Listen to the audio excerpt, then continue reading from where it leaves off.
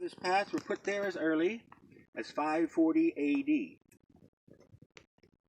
AD. And when we get to the top, we'll go through this gate, the hurricane fence, around 16 hectares of federal property. Everything outside of that is privately owned, everything around us. The road is federal. As long as you stay on the road, you're okay. But if you were to walk past this line of stones, technically you'd be trespassing. And if you see a cowboy pop out of the canyon on a horse, he's one of the cowboys that works for the family maintaining an organic beef herd and about 300 semi-wild horses who are mostly rescued animals. But he's actually doubling as a spy and watching us to make sure we don't walk off the path, so he can report it to the landowners and try to have it all shut down, because they really don't want us here. But I've been in touch. As I said, I worked for the woman and I wrote that book. I'm in touch with her children now. I had a meeting with them the other day, and we're trying to soften things and make it easier for everyone, so we'll see.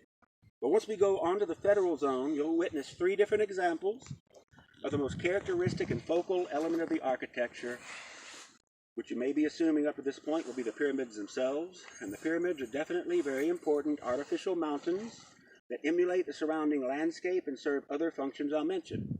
But the most characteristic and focal element of the architecture at archaeological sites in this part of the country that makes it unique is the sunken patio, el patio hundido.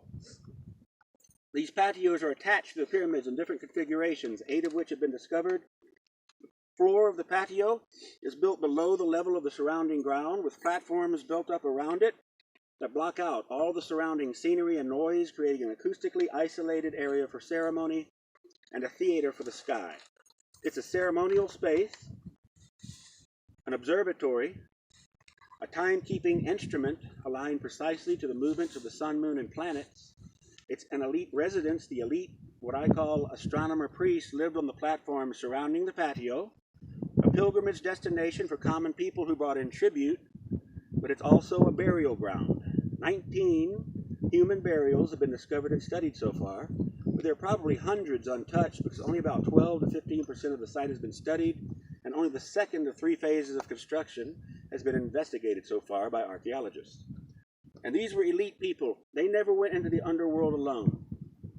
Elite people in ancient Mesoamerica were always accompanied by other people and animals, including servants, family members, aborted human fetuses and infants, that were considered the gods incarnated, sent specifically to accompany the recently deceased elite. And among the animals, the most important was the canine. The Xoloitzcuintle, the ancestor of the Mexican hairless, the dog of the elite, the Chihuahua, the regular domestic dog, and the coyote. They were considered guides through the darkness of the underworld. Mesoamerican people had a vision of the cosmos that included 13 levels for the heavens, 1 earthly plane, and 9 levels for the underworld. And they believed that between the 8th and 9th levels of the underworld, there was a river that could not be crossed unless you were accompanied by a canine.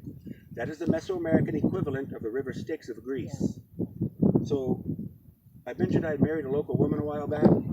She was really funny, hilarious. Should have been a stand-up comedian. And I have a German Shepherd, so one day I said, look, if I die before you, I want you to send my dog with me as my guide through the darkness of the underworld. And she said, how about this? When the dog dies, I'll send you as her guide. I should have been ready for that one. I walked right into it. But this is the most interesting of all the burials yet discovered, burial number 13, the man they call El Jerarca, or the hierarch. I call him the king because I don't like having to pronounce the word hierarch. It's hard for me to remember. This man is one of the most interesting burials ever discovered anywhere in the world. It's just that no one knows about it yet. Only the people that we tell who come to visit. He was killed with an axe blow to the head when he was about 52, the length of a complete cycle in their calendar system, the details of which I'll go into shortly. But I'm saving the most interesting information about him until we get to the top of the main pyramid, where he was buried beneath the floor of what we call the Red Temple because of some of the colors it was painted. That's what I call my climactic presentation. We're going in stages building up to that. I've got it all planned out for you. Almost as if I've done this before. This is Gabriela Cepeda, the lead archaeologist, the one who invited me to help them excavate. She looks exactly like that, by the way. I'm not in this book. I've already complained about it. It's okay, I'm making my own. But looking from the top of the main pyramid over the sunken patio attached to it, the ceremonial walkway leading up to the doorway from the canyon. From that vantage point, the eastern horizon forms what's called a horizon clock or landscape calendar. Where different elements of the landscape intersect, they mark where the sun rises on the solstices and the equinoxes.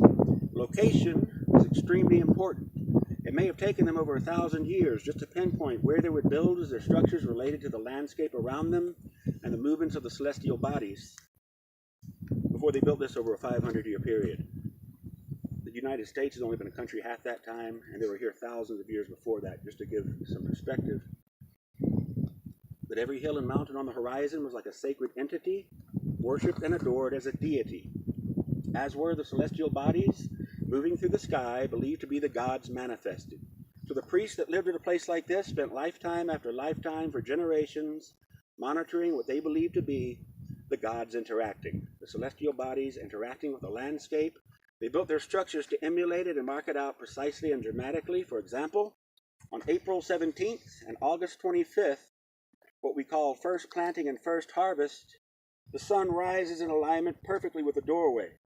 That unique alignment